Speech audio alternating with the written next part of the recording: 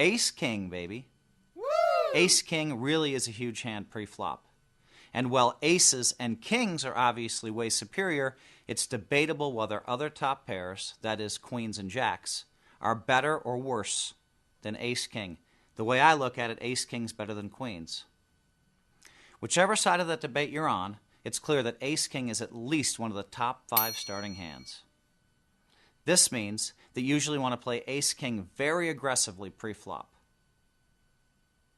How to play it pre-flop depends mostly upon the depth of your stack and that of your opponent's stacks, the blinds, the antes, all that kind of stuff.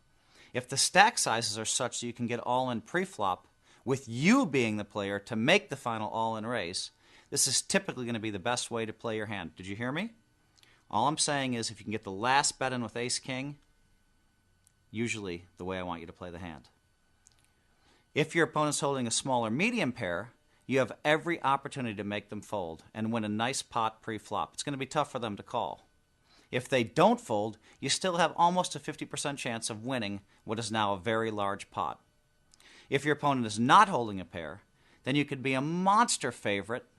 Maybe you're tied, but you can be a monster favorite if they have ace queen and or ace jack or king queen, and you actually want them to call. If the stacks are too large for the hand to be played all-in pre-flop as above, or the timing of the actions will mean that your opponent gets to be the all-in raiser rather than you, then you need to play this hand to see the flop. Sometimes. But in this case, we'll go with this line. In this case, you're going to flop one pair or better only about 1/3 of the time, and you're going to have to make a potentially difficult decision the other 2/3 of the time.